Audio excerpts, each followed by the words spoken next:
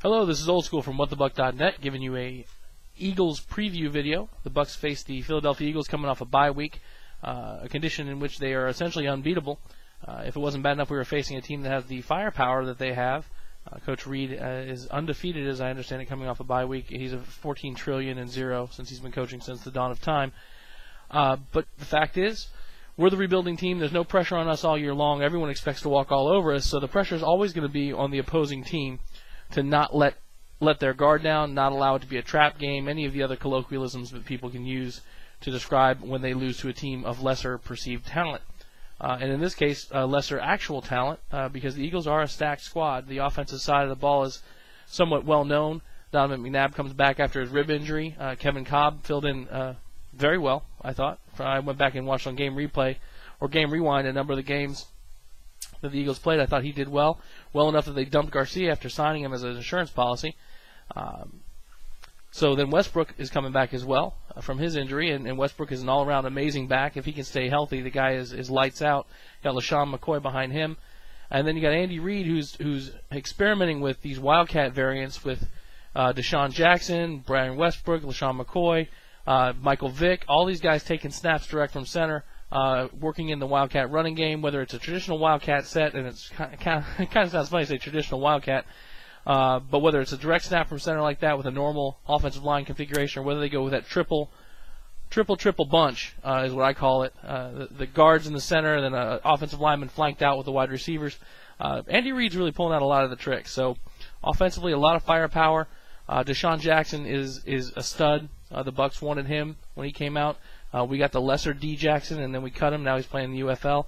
But Deshaun Jackson is the real deal, whether it's in special teams or as a wide receiver or taking the direct snap. This kid is lightning in a bottle when he touches the ball. It's definitely dangerous. And the Bucs defense has been certainly susceptible to the big play this year.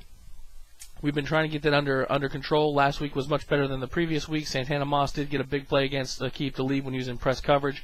It was a good route by a veteran receiver and a good throw by Jason Campbell. We had no help over the top. Later on, they tried to go back to that well. We had safety help over the top. Will Allen knocked Santana on his ass. Talib made the pick, and it was a different story. So I'm hoping that defensive coordinator Jim Bates is not dumb enough to try and play too much bump or press coverage on Deshaun, because there's no one on our squad on defense. There's no one in the NFL I think they can stay step for step with Deshaun Jackson. He's a 4.3 40 guy, and he runs every bit as fast as that when he's running his routes. But when I look at this game, it's not just about the offense the Eagles have versus our defense, which showed up for 3 quarters. We need 4 quarters out of them last week. It is the defense of the Eagles. Jim Johnson passed away. Amazing defensive coordinator. I think the whole league mourned his passing, July 28th of 2009. 10 years with the Eagles alone. 7 of those 10 years they were in the top 10 in defense. This is a defense that is predicated on aggression, very much in the same mode that the Buccaneers defense is trying to move to as they move away from the Kiffin-Dungy Tampa 2 into the Bates system.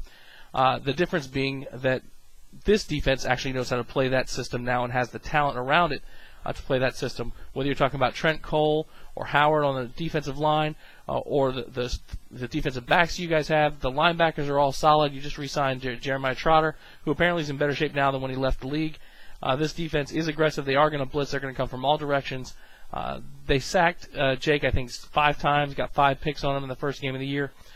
It is going to be one of those things where they're going to come after a young Josh Johnson, and he's going to have to keep his head on a swivel. That offensive line from the Bucs is going to have a great game without Jeff Faine. Sean Mahan had a decent game last week, but they had a real problem giving Josh Johnson time to throw against the Redskins. It's going to be even worse this week against the Eagles. We're going to have some designed rollouts, move that pocket. That will allow us to get out of those A-gap blitzes that the Eagles are going to send. We don't want to be able to sit back there and let them send those linebackers through the middle and get to Josh. That's not going to be good. Now, on the offensive side of the ball for the Bucs, this is going to be quite simple. We got some keys to the game. Most of them are not around offense.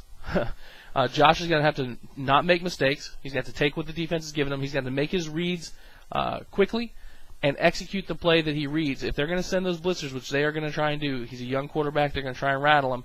He's smart. Make the read, make the throw.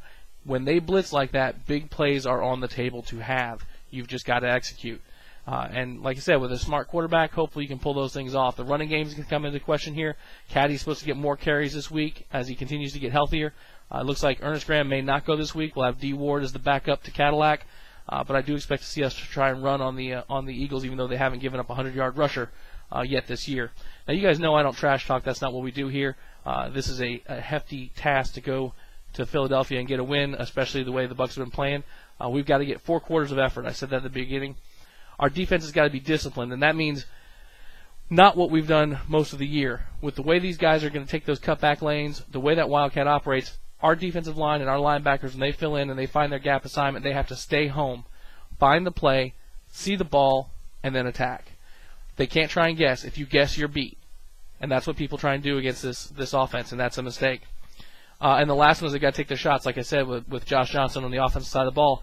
If this defense is going to try and come in and throw those blitzes at us, Coach Olson, defensive coordinator, or offensive coordinator rather, Greg Olson's going to have to actually call a good game this week, which he did not do in the second half. And Josh Johnson can't get flustered, right? He threw that pick last week against the Redskins, and from that point forward, after that pick, everything was a check down. I swear, if he tries to do that this week, he will get eaten alive because the Eagles have too much team speed. They're not going to allow those underneath routes to hurt them. They're coming into this game, apparently, listening to Coach McDermott, concerned about the tight end matchup. Kellen Winslow and Jeremy Stevens offer a mismatch that we should be trying to take advantage of every week, and we have failed to do that. The Eagles come in with their tight end Selleck being their leading receiving player in number of catches. I think he has 22 catches, 240-ish yards, 2 touchdowns. And then Deshaun Jackson, who I mentioned earlier, he's got like 12 catches for 260-ish yards. He's averaging 21.6 yards per catch. That is flat out sick. The Bucs defense, in my opinion, is going to have to rely on their secondary, which is a little bit scary, even though Aqib Talib's coming off of a 3-interception game. More specifically, their safeties, with Tanar Jackson coming back off his suspension. We should have a little bit more depth. I'm hoping this is going to be a big game for Will Allen. I think if our D-backs coach can let these guys know what's going on, the Eagles are going to take their shots.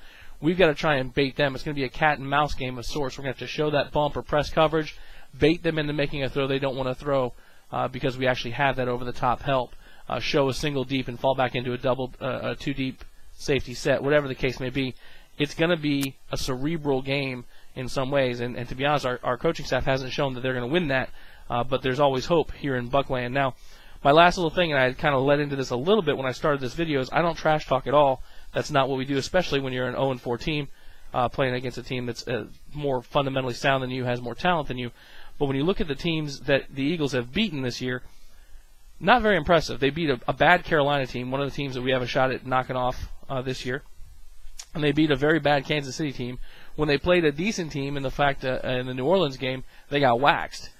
So the Eagles have a lot of talent, but they still have a lot to prove that they are in the elite class in the NFL, despite having a good record and having all of the talent that they have on both sides of the ball. I'm hoping the Bucs can pull this thing together.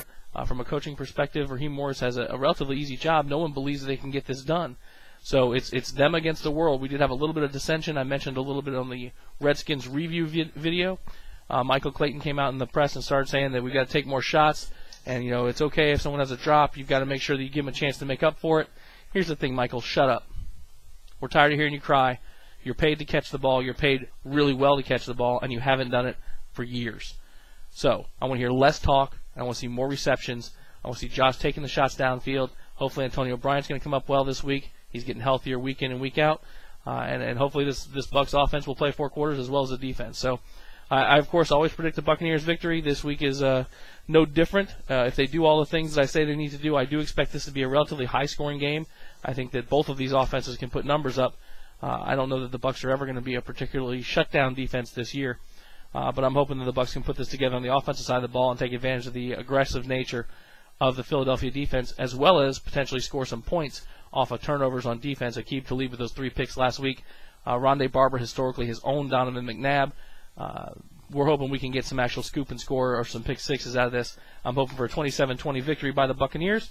But like I said, this is going to be a long year for me picking these victories because I'm never picking against my team, folks. That's bad karma. I'm not going to do it. So if we do everything right and Philadelphia does the things I hope that they do wrong, that's what I see us doing. Hopefully you enjoyed this video. Come over and check out our broadcast. We do it twice a week, Mondays and Thursdays at whatthebuck.net, a live interactive chat room. If we're playing you guys, come over there, represent your team. We do that all the time. We have visiting fans come over and check out the show pretty regularly. So we'd love to see you over there. Thanks, and see you next video.